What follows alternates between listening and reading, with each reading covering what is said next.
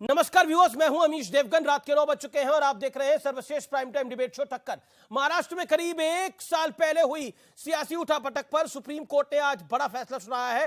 फैसले की सबसे बड़ी बात यह है कि एकनाथ शिंदे मुख्यमंत्री बने रहेंगे, लेकिन यह जीत उद्धव ठाकरे के इस्तीफे की वजह से हुई है।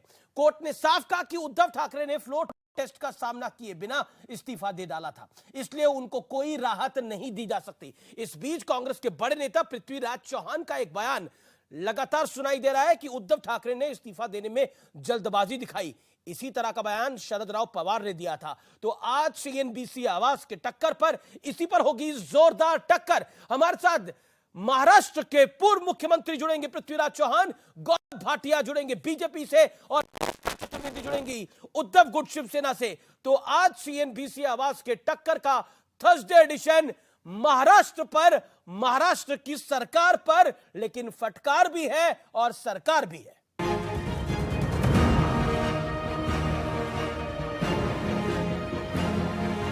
एकनाथ संभाजी शिंदे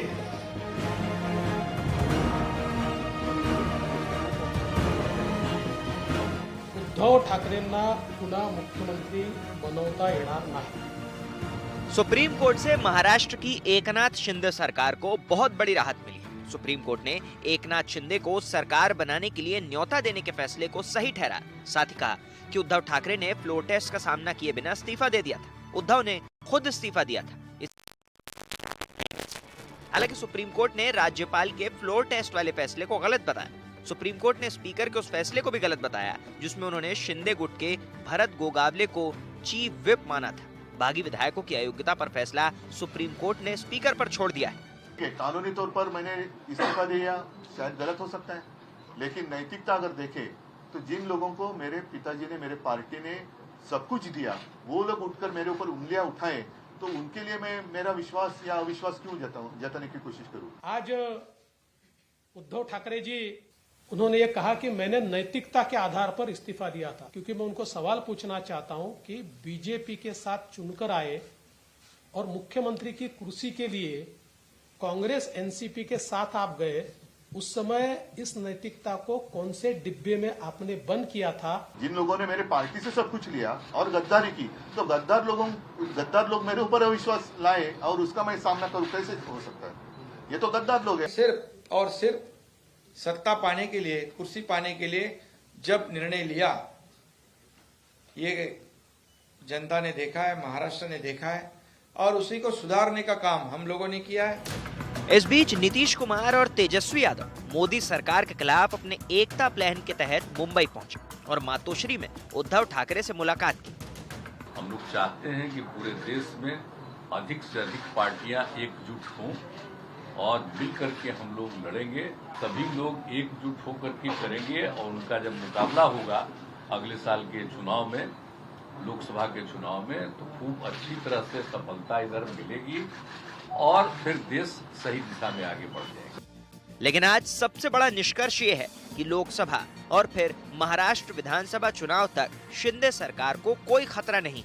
सवाल है कि क्या उद्धव ठाकरे की अपरिपक्वता ने उनकी और महाविकास आघाड़ी की किरकिरी करवा दी? आज इसी पर होगी देश की सबसे बड़ी बहस। फटकार भी, सरकार भी। तो फटकार भी और सरकार भी, लेकिन अब महाराष्ट्र पर सुप्रीम फैसले का 360 डिग्री वाला विश्लेषण, वो विश्लेषण शायद जो आपने अभी किसी चैनल पे नहीं देखा। पहला तथ्य, शिंदे को सरकार बनाने का मौका देना राज्यपाल का सही फैसला था। दूसरा तथ्य, उद्धव ठाकरे ने फ्लोर टेस्ट का सामना किए बिना इस्तीफा दे दिया। तीसरा बड़ा तथ्य जो कि फैक्ट है, उद्धव ने खुद इस्तीफा दिया था, इसलिए उन्हें राहत की कोई गुंजाइश नहीं है, सुप्रीम कोर्ट ने कहा। चौथा तथ्य, राज्यपाल का फ्लोर टेस्ट करवाने का फैसला गलत था, यहां राज्यपाल को फटकार लगाई गई है। पांचवा बड़ा तथ्य, बागी विधायकों की अयोग्यता पर फैसला स्पीकर के पाले में आया है। छठा तथ्य, इलेक्शन कमीशन पर सवाल उठाने वालों की बोलती बंद है, क्योंकि सुप्रीम कोर्ट ने कहा पार्टियों को सिंबल देना इलेक्शन कमीशन का अधिकार है। सिक्स्थ फैक्ट, अब फैसले का असर अक्टूबर 2024 यानी कार्यकाल समाप्त होने तक शिवसेना के शिंदे की सरकार पर अब कोई खतरा नहीं है, लेकिन मूल सवाल, बड़ा सवाल यह है, क्या उद्धव ठाकरे ने हड़बड़ी में बड़ी सियासी गड़बड़ी कर दी? क्योंकि जिस तरह से कांग्रेस सवाल उठा रही है, जिस तरह से शरद राव पवार ने पूर्व में सवाल उठाए थे, यह सवाल बनता है। मेरे साथ बात करने के लिए कौन कौन जुड़ रहा है? पृथ्वीराज चौहान है मेरे साथ, फॉर्मर सीएम महाराष्ट्र के, जिनका बड़ा बयान आज की बड़ी हेडलाइन है, news maker of the day है। पृथ्वीराज चौहान साहब मेरे साथ मौजूद है। गौरव भाटिया मौजूद है मेरे साथ, प्रवक्ता भारतीय जनता पार्टी के और सीनियर वकील सुप्रीम कोर्ट के प्रियंका चतुर्वेदी मेरे साथ मौजूद है। शिवसेना की उद्धव गुट की नेत्री है और मेंबर ऑफ पार्लियामेंट है राज्यसभा की। आप तीनों का अभिनंदन है। मैं इस मूल सवाल के साथ आता हूं चौहान साहब, क्योंकि आज आपने एक बड़ी स्टेटमेंट दी और आपने बोला कि उद्धव जी ने जल्दबाजी दिखाई फैसला लेने में, इस्तीफा देने में। क्या आपको लगता नहीं है कि ऑप्शन उनके पास सिर्फ एक था? अगर वो फ्लोर पे जाते तो हारते, तो फजीयत ज्यादा होती, लेकिन इस्तीफा देके उन्होंने कम से कम अपनी गरिमा और अपने बचे कुचे दल की गरिमा को बचाने का प्रयास किया। देखिए, मैंने ये जो वक्तव्य दिया था, उद्धव जी ने सोशल मीडिया पे अपना इस्तीफा दिया जी। किसी भी उनके जो महाविकास आघाड़ी के जो घटक दल है, उनके किसी भी नेता के साथ उनकी बातचीत नहीं हुई थी। और हम सब ने उद्धव जी का वक्तव्य सुना, मेरे ख्याल है 20 जुलाई का शायद वो था, और हम सब आश्चर्यचकित हो गए कि एकदम अचानक उद्धव जी ने मुख्यमंत्री पद का इस्तीफा दिया।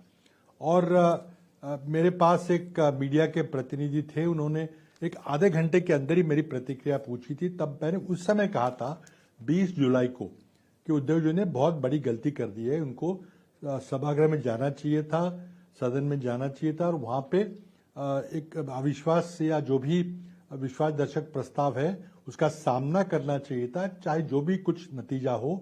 महाराष्ट्र की पूरी जनता टीवी के माध्यम से किसने किसने गद्दारी की है वो सब देखती। लेकिन उनका इस्तीफा होने के बाद फिर अगली प्रक्रिया नया मुख्यमंत्री चुनना स्वाभाविक थी।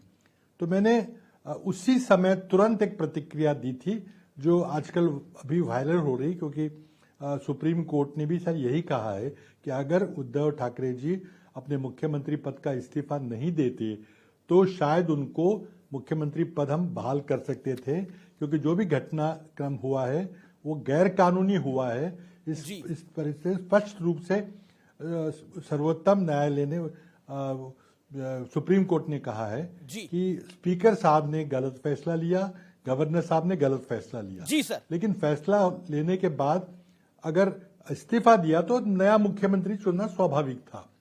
तो जो घटना हो चुकी है, लेकिन देखिए, लेकिन इसका काउंटर पॉइंट ये है कि उद्धव जी अगर फ्लोर पे जाते, जी, इसका एक काउंटर पॉइंट है कि उद्धव